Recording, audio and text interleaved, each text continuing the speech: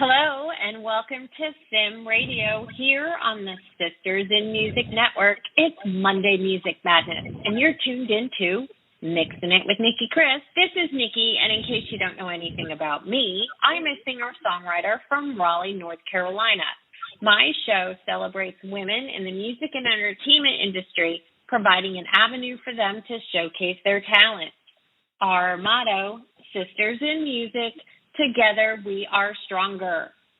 My guest today is a glamorous yet rebel lead punkster who moved to London after she ran away from her home in Paris to pursue her own rock and roll rite of passage. In 2009, she formed the band Healthy Junkies with guitarist Phil Honey Jones. The band performs a mix of punk rock with grunge, psychedelic rock, new wave, garage glam, and goth rock, along with a soup con of theater. Please welcome Nina Courson. Nina, welcome to Mixin' It. How are you? Hi, Nicki. Thank you for having me. I'm good. How are you? I'm good. Thank you. I am so excited to have you on the show. Obviously, I am a rock junkie, so your music and your band's music immediately stuck out to me when I was listening to it. So I'm so excited to have you here. The burning question everyone, you're welcome. The burning question that everybody wants to know, what made you want to be a singer in a rock band? Well, I started with acting when I was about 9 years old. So I kind of always liked the idea of being on the stage from a very young age. And then I discovered Nirvana and the Riot Girls movement and grunge when I was a teenager, and it made me want to be in a band. And I kind of went from acting on the stage to singing, and it happened quite naturally, really, yeah. Oh, that's wonderful. I've heard that a lot, that sometimes people start doing one performing arts type of, whether it be acting and then going from acting to singing or vice versa. So that's really cool. But how did you end up moving to the UK? Oh, go ahead. You can answer that. Yeah, no. I was just going to say also because in acting you have to kind of learn a script when, in the music it's a lot more freeing to express yourself, with your own lyrics and your own message. And that's why I think music kind of like works better for me anyway, yeah. I can certainly relate to that. I don't think that I would be a very good actress, even though I've always said I would love to be like an extra or do like voiceover work, but I like being able to write my own songs and express myself that way, so I can certainly relate to that. Yes. How did you end up moving to the UK?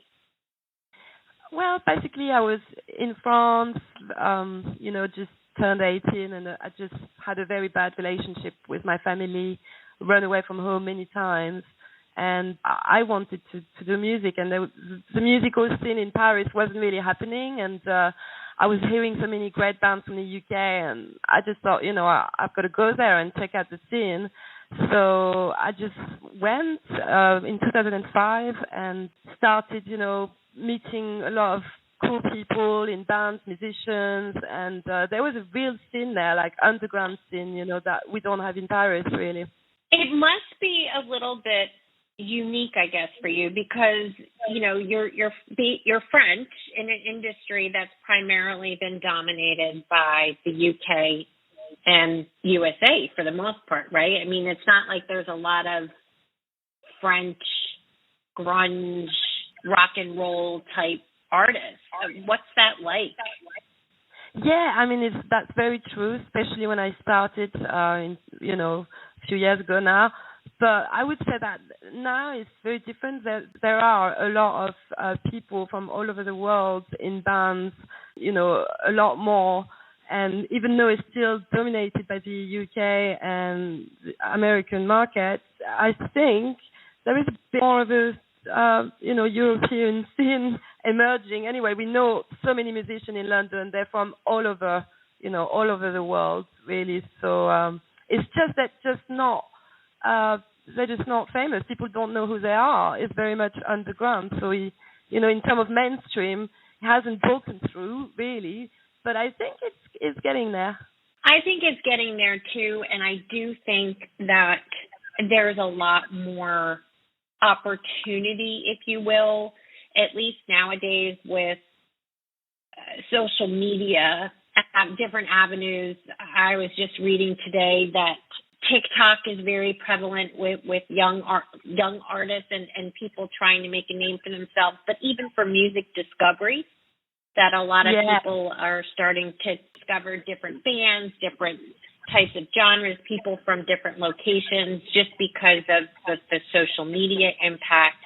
And then it's like independent artists. Everything. Yeah, it's changed everything really, in terms of exposure and for people, because everybody can record in a room, make a record in a room if they want, and put it online. And do you know what I mean? It's kind of made it more accessible, I think. No, you're exactly correct. Exactly correct. So tell us what's different about your band and why people should listen to you. Well, I would say, the one thing I could think about is that we don't really fit in any genre. Like when people say to me, what kind of music do you play? I can never answer that question. And I think that kind of makes it interesting because there's a lot of styles in there and a lot of inspirations. And sometimes we don't even know what we're going to be playing on stage. I remember one time we had a different lineup and they didn't remember. I mean, they didn't know a lot of our songs because we didn't have time to rehearse a lot. And so we had to make up a song on stage, like a jam, and it became one of our singles shortly after. But I love the idea that we just create in the moment, and it's always different, and you never know what's going to happen. And that would be a pretty good reason to come and check out a show, That is because I'm very the opposite, where I like to plan things out and like to kind of stick to a structure. But it sounds like going to one of your shows, so even seeing multiple shows, they could be completely different, which actually is very cool, because somebody could conceivably go see you one night and then go see you maybe 3 nights later and get a completely different experience. So I think that's pretty awesome.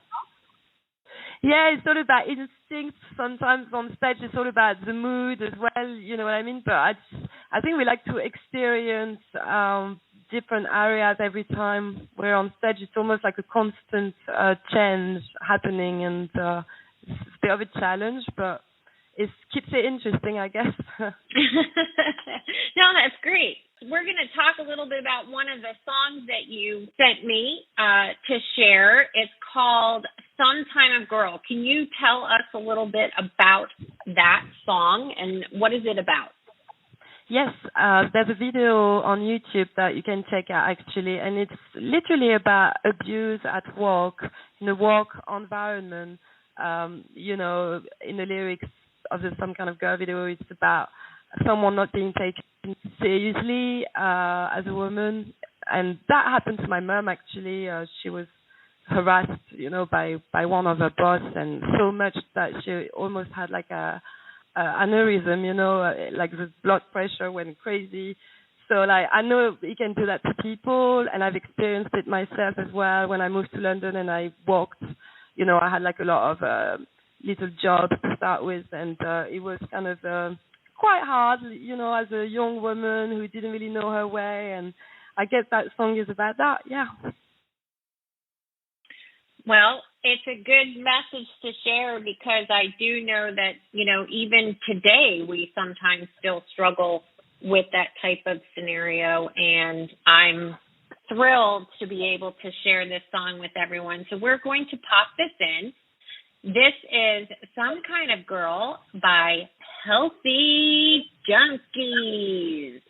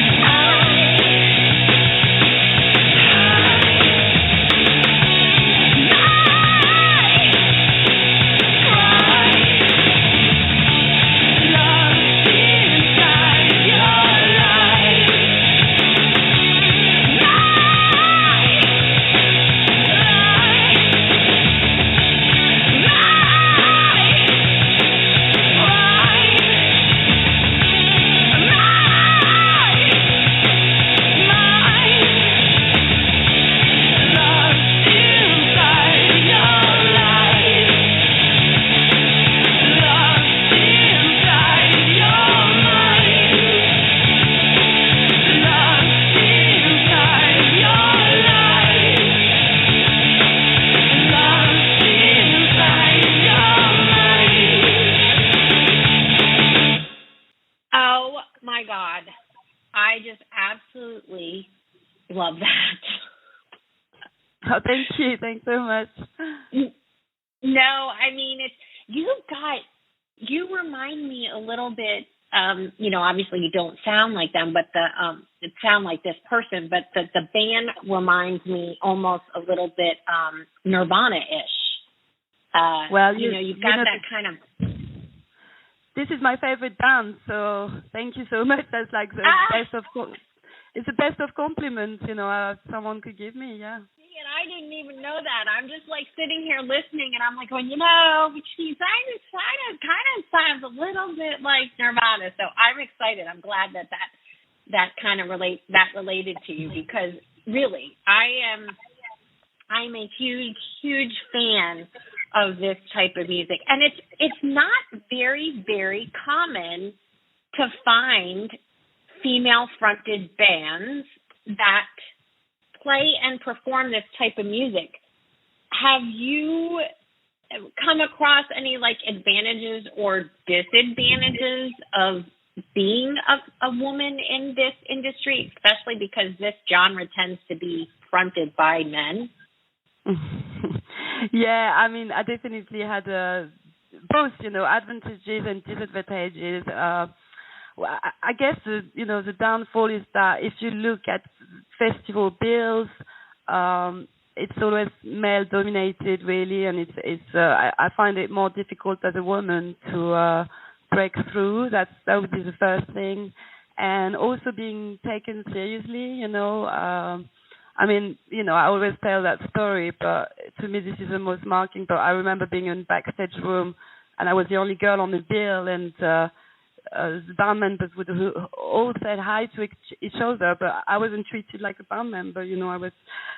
I just completely got ignored, and then that kind of situation happens, and then some people just want to take a picture with you, and this is for that reason I would say this is difficult to be a woman in that industry, and you have to be, make sure that you're in a safe environment as well at gigs and crowded places.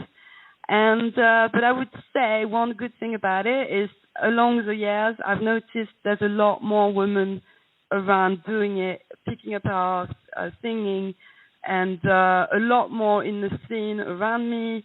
On the bill I play, I always make sure I play with other women on the bill, and it makes it safer really for all of us. And, we shouldn't have to think like that. We shouldn't have to say, it makes it safer. Really, it should be safe anyway, but this is one of the downfall. And, more exposure for more women, and more radio play, more women on festivals, really. That's still, even if it's got better in terms of there's more diversity around, but it still needs to be represented, and that we're not there yet with that, unfortunately.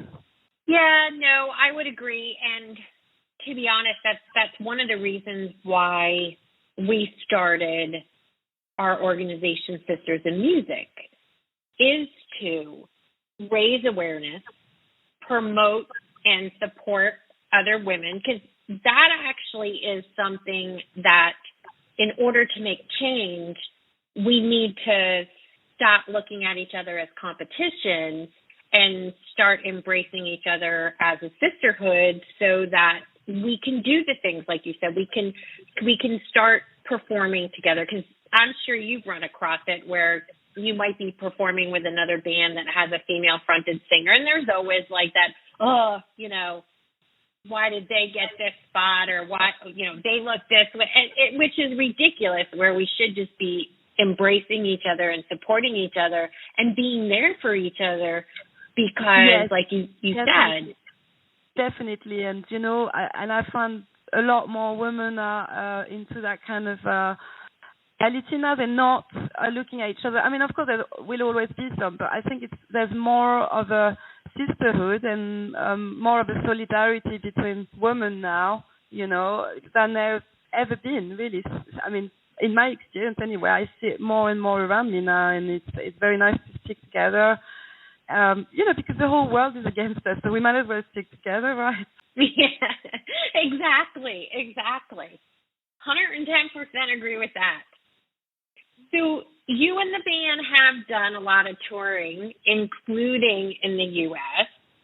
Obviously, COVID, has put a damper on that. But prior to that, what was it like touring all over the world? Yeah, well, actually, the U.S. tour was my favorite tour ever, We did the West Coast.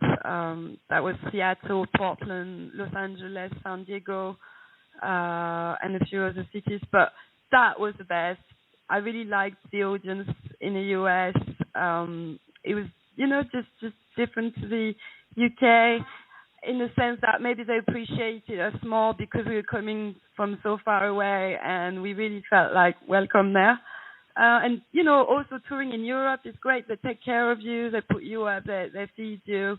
The UK is probably the only place in the world where bands don't get that, So it's kind of nice to go abroad and have that experience. And just life on the road, it's addictive, It's very difficult to come home and not being on the road anymore, and this post-tour depression kind of thing. So I guess COVID was like the worst thing that could ever happen for musicians but in some way I think people got creative as well, and they recorded some songs, they wrote some songs, so it wasn't all bad. But it was definitely, when I think about life before COVID, I'm thinking to myself, oh my God, we were so lucky, we didn't realize, Yes. No, I completely understand, and that's a lot. I've heard a lot of people say the same things. I mean, obviously you had to take a break from touring. I mean, did you do other things? Because, not touring for over a year is probably culture shock, but what were some of the things that you did to fill the time? Well, we did a lot of videos, we shot a lot of videos. So, you just edit them at home, which is like pretty straightforward. You don't have to go anywhere for that. And, we did a lot of recording as well, with songwriting. So all the things that we couldn't really do before because we were always playing. So a lot of things got, where our schedule was very busy, so busy that we couldn't get on with recording our album or editing. And so in a way I kind of enjoyed it at the beginning because I thought, oh yes, we've got time to do all those things finally. But then after a while it got a bit kind of depressing because missing the shows, missing performing, because the performance at the end of the day, it's a different art to the songwriting, and it can get quite addictive as well. Yes. Yep. No, I totally understand and agree with you. It's two different artistic expressionisms, if you will, one writing the song, but then being able to go and actually perform live, with a live audience is definitely a different type of atmosphere that you're dealing with. One of the things that I wanted to ask you, you run a monthly live music night and an annual festival in Camden, London. Can you tell us a little bit about that? Yeah, sure. I've started promoting in 2012, so doing my own events. At the Unicorn, which is like 10 minutes away from where we live, so it's very convenient, and it's like our second living room, I always call it. So we've been doing events, we've been booking bands, kind of not creating a scene because the scene has always been there, but bringing people together.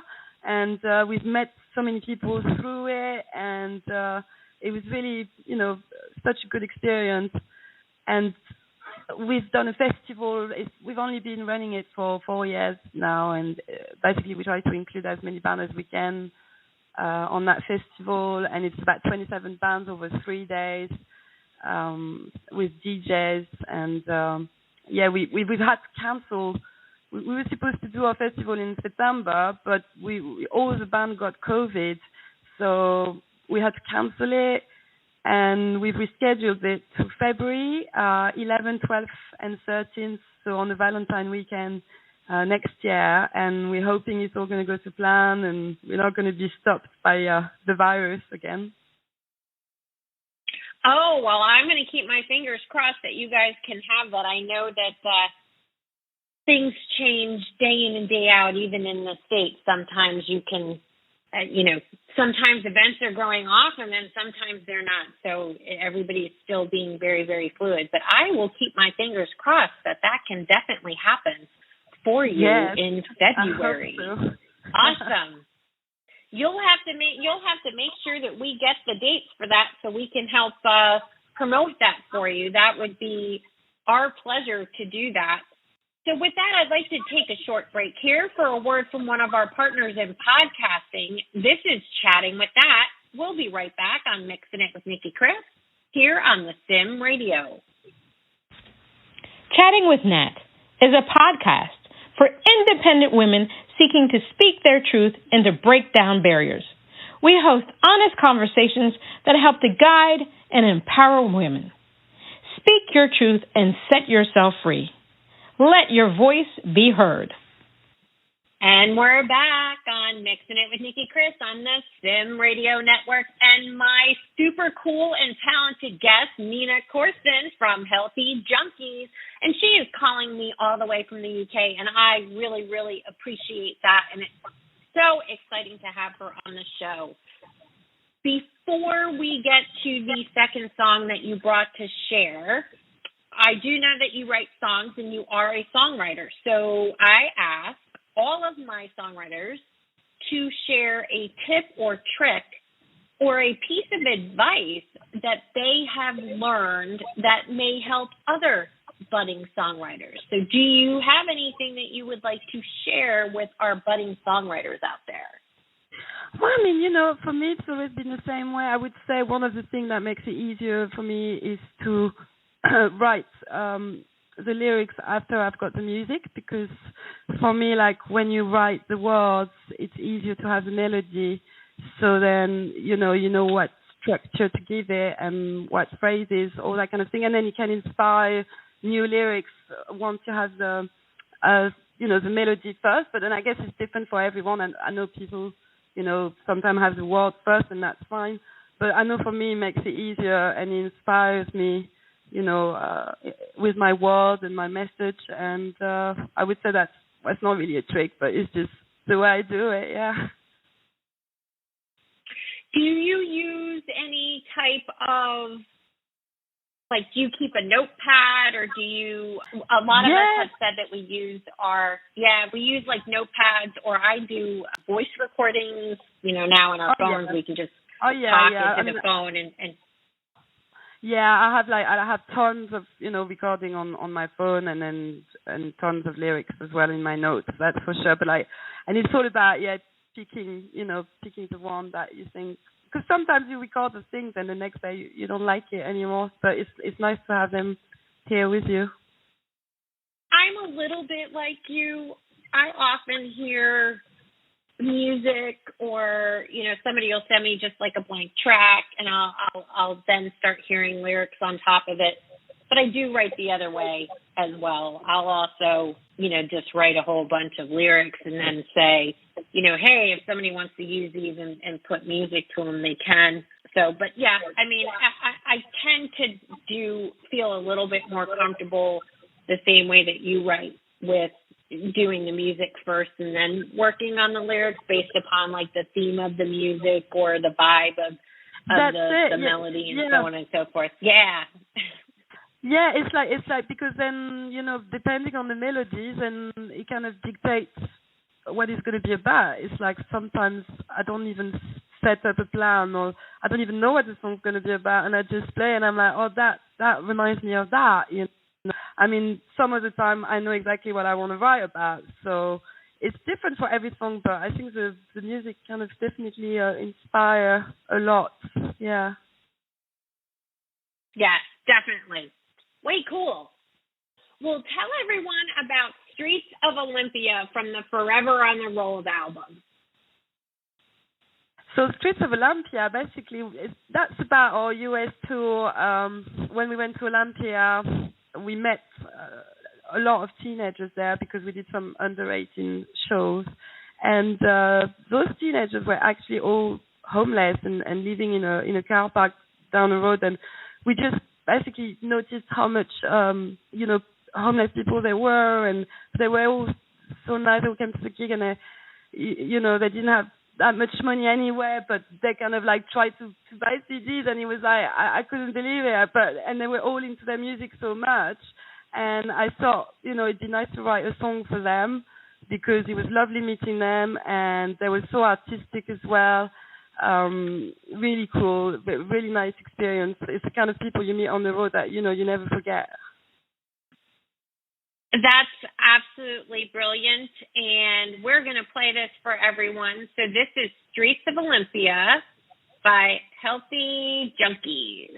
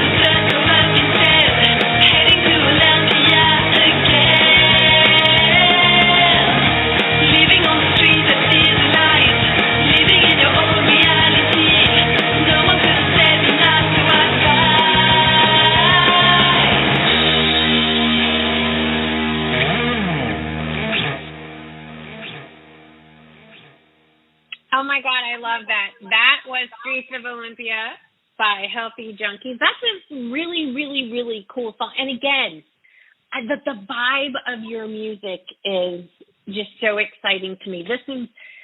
I'm actually getting ready to plan out potentially another EP myself, and the producer or one of my friends that I'm going to be working with, they were like, well, what kind of music do we want to do? And I'm like, I'm not really sure. I kind of want to rock out. I'm just, what I'm going to do?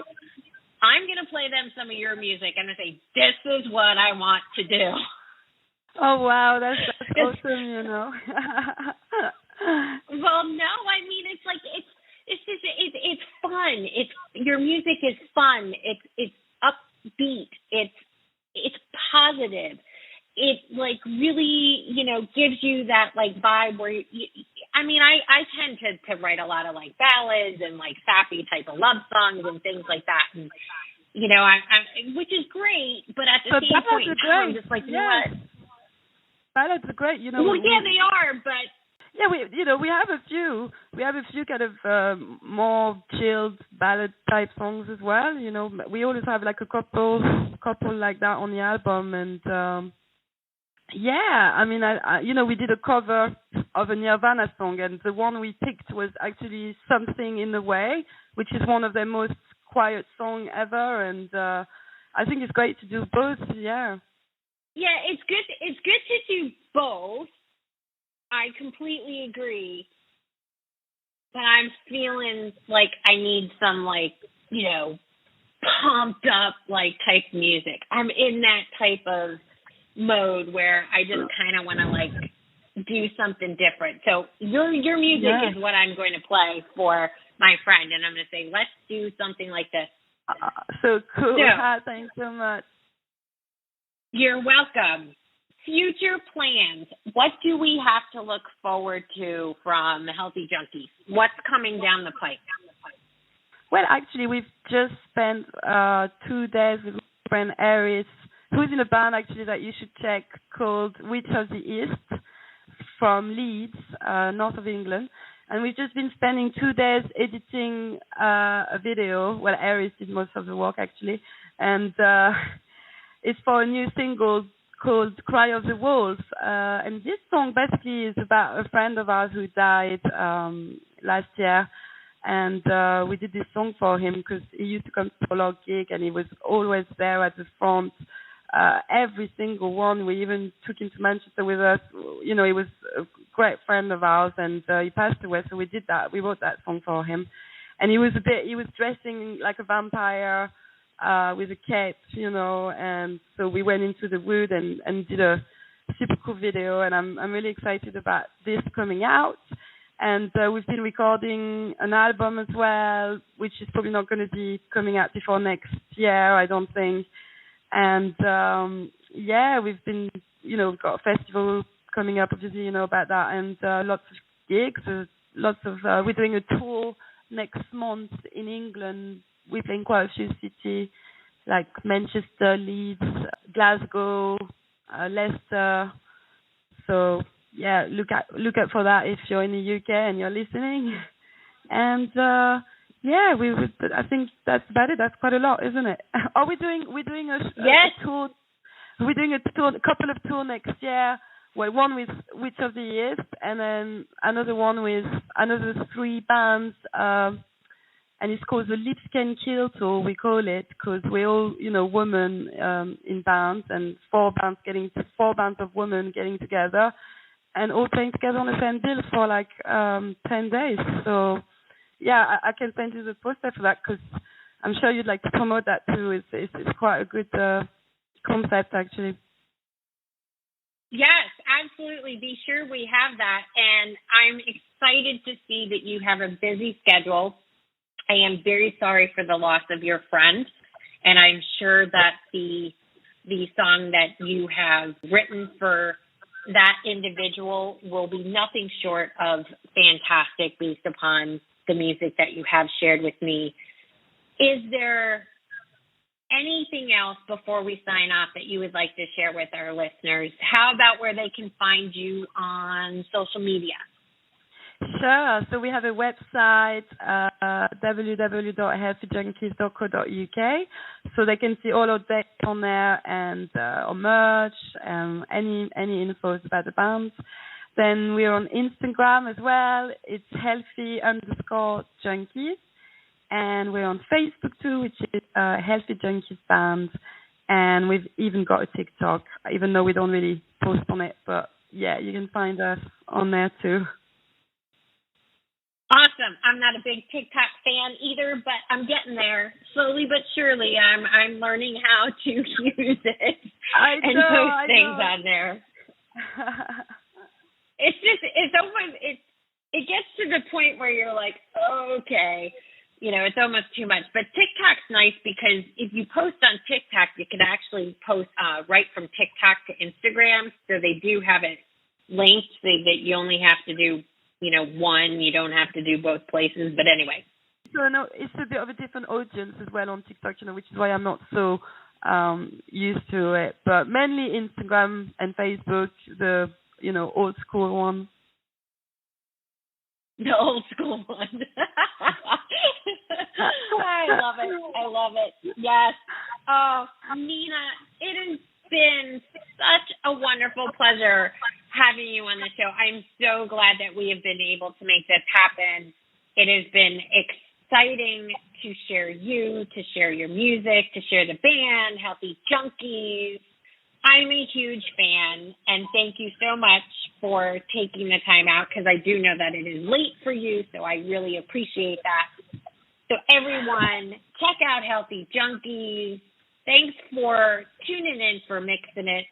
On behalf of SIMRADIO, this is Nicki Kris, and until next time, keep on mixing it.